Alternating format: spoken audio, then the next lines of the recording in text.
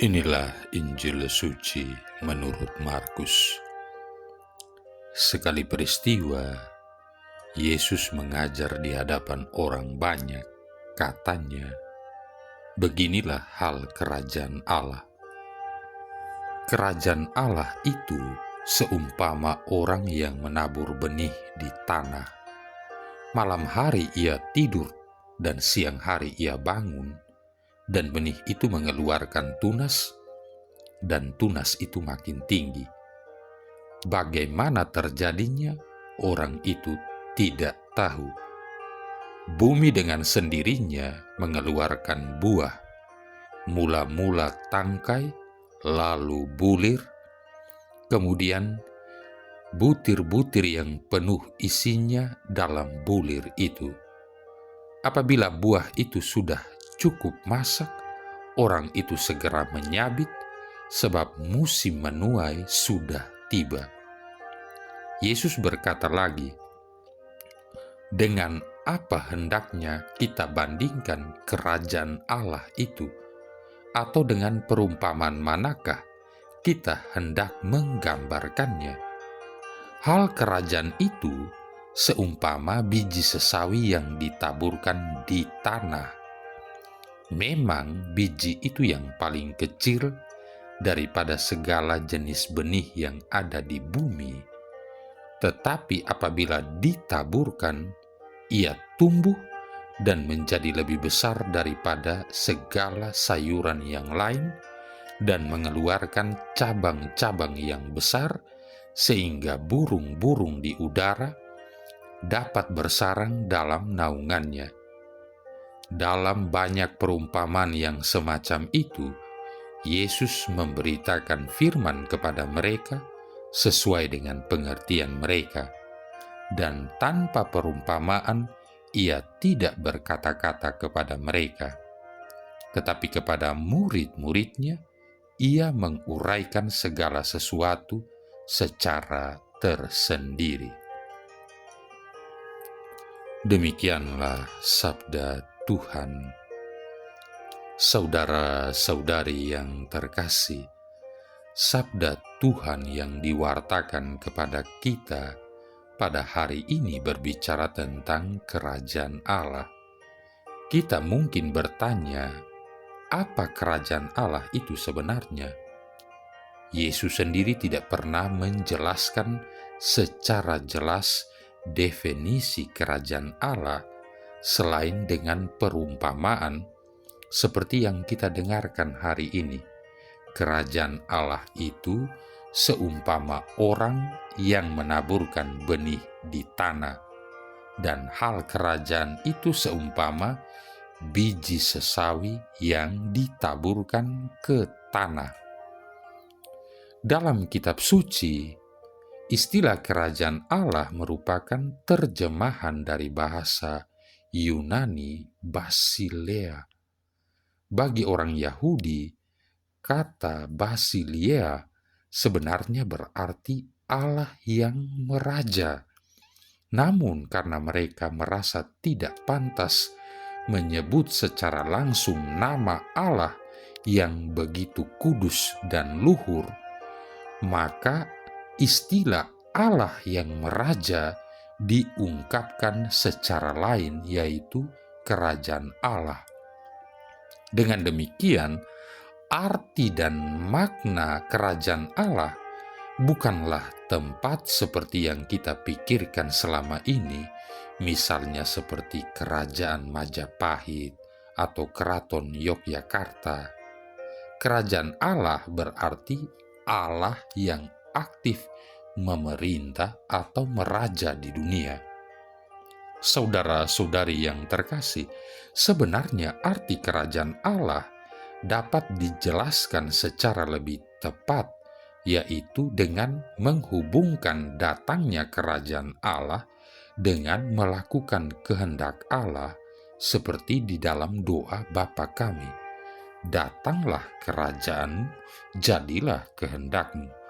Artinya, di mana kehendak Allah dilakukan dengan ketaatan yang sempurna, disitulah kerajaan Allah terwujud secara nyata Sebab setiap kali kita melakukan kehendak Allah, berarti kita mempersilahkan Allah hadir, kita mempersilahkan Allah memerintah dan merajai kita. Kita membiarkan hidup kita dituntun dan dibimbing oleh Allah. Kita membiarkan Allah meraja atas seluruh hidup kita. Bacaan-bacaan hari Minggu biasa yang ke-11 ini memberikan beberapa penegasan kepada kita mengenai tanda kalau kerajaan Allah hadir di tengah-tengah kita, memerintah dan merajai kita.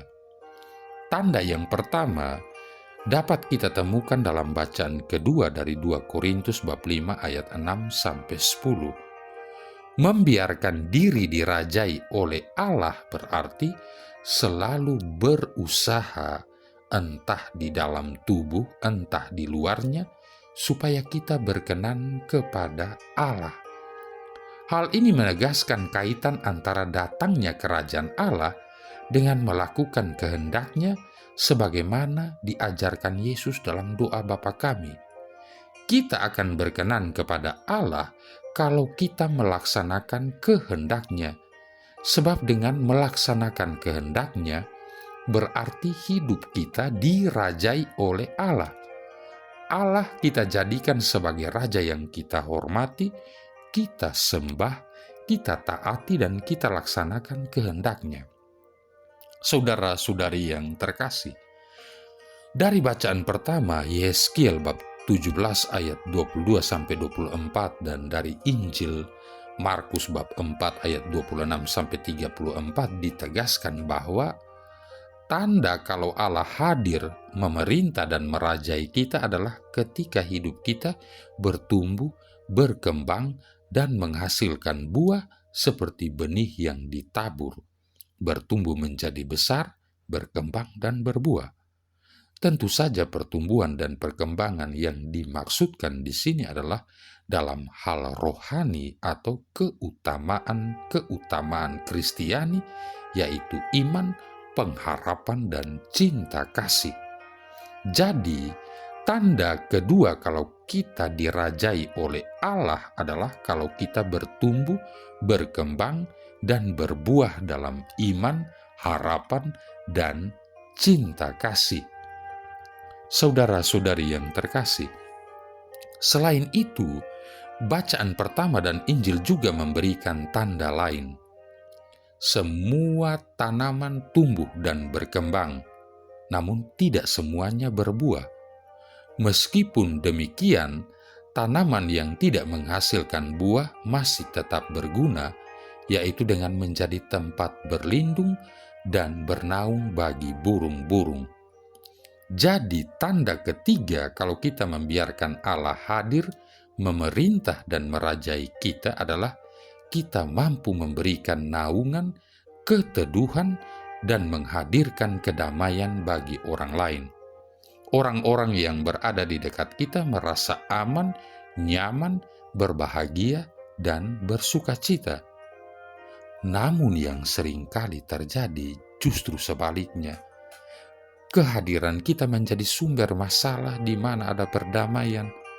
Kehadiran kita menjadi sumber kesedihan di mana ada kegembiraan. Kehadiran kita menjadi sumber kesesatan di mana ada kebenaran. Kehadiran kita menjadi sumber kegelapan di mana ada terang. Kehadiran kita menjadi sumber perpecahan di mana ada kerukunan. Saudara-saudari yang terkasih, ada sebuah film yang pernah saya nonton dan sangat berkesan bagi saya secara pribadi. Judul film itu adalah Pay It Forward. Film itu berkisah tentang seorang anak berusia 8 tahun bernama Trevor yang mendapat tugas dalam mata pelajaran ilmu sosial untuk membuat sebuah proyek guna membuat dunia ini menjadi berbeda dengan melibatkan banyak orang. Singkat cerita, Trevor akhirnya mendapat ide untuk membuat sebuah proyek yang disebut Pay It Forward. Proyek ini sendiri sebenarnya amat sederhana, yaitu Trevor akan melakukan kebaikan kepada seseorang dan orang itu harus membalasnya dengan melakukan kebaikan kepada 3 orang lainnya, dan begitu seterusnya. Awalnya, Trevor hanya bereksperimen saja di dalam proyeknya ini. Namun perlahan-lahan, tanpa ia sadari, proyeknya ini telah menyebar luas hingga menjangkau seluruh penduduk kota tempat ia tinggal maupun kota-kota lainnya. Banyak orang ternyata merasa tertarik dan tersentuh dengan proyek Pay It Forward ini, sehingga mereka berusaha meneruskan kebaikan yang telah mereka terima kepada 3 orang lainnya yang menurut mereka membutuhkan bantuan. Dengan demikian, proyek Pay It Forward menjadi layaknya suatu upaya penyebaran virus kebaikan yang mungkin bisa dilemahkan tetapi tidak pernah bisa dihentikan atau dimusnahkan. Di dalam dunia nyata, film Pay It Forward sendiri sebenarnya merupakan adaptasi dari novel yang berjudul sama yang dikarang oleh Catherine Ryan Hyatt. Namun banyak orang ternyata merasa tersentuh oleh film maupun novel ini, sehingga mereka akhirnya mendirikan Pay It Forward Foundation sebagai suatu organisasi yang memperhatikan serta mendukung kehidupan anak-anak maupun pendidikan mereka. Organisasi ini sekarang telah berkembang luas di berbagai negara di dunia. Meski demikian, mereka selalu berpegang pada sistem maupun filosofi Pay It Forward, yaitu meneruskan kebaikan yang telah kita terima kepada orang lain yang membutuhkan. Saudara-saudari yang terkasih, saya percaya bahwa film Pay It Forward bisa menjadi gambaran tentang apa yang dikatakan dalam Injil hari ini, yakni bahwa kerajaan Allah berkembang tanpa disangka-sangka dan bahwa kerajaan Allah itu dimulai dari sesuatu hal yang kecil. Sebagaimana Trevor yang awalnya tidak menyadari bahwa kebaikan kecil yang ia lakukan kepada orang di sekitarnya ternyata bisa berkembang menjadi suatu gerakan yang besar. Demikian pula, kerajaan Allah berkembang tanpa kita sadari, walau bisa jadi bahwa permulaannya hanyalah berupa suatu tindakan yang amat kecil. Untuk itu kita bisa belajar dari film Pay It Forward, yakni dengan melakukan kebaikan-kebaikan kecil kepada orang-orang yang membutuhkan di sekitar kita, tanpa pamrih atau mengharapkan imbalan dari mereka. Yang penting kita percaya bahwa kita mampu melakukannya. Siapa tahu kebaikan kita itu ternyata bisa menginspirasi mereka untuk menyebarkan kebaikan kepada orang-orang lain yang juga membutuhkan bantuan.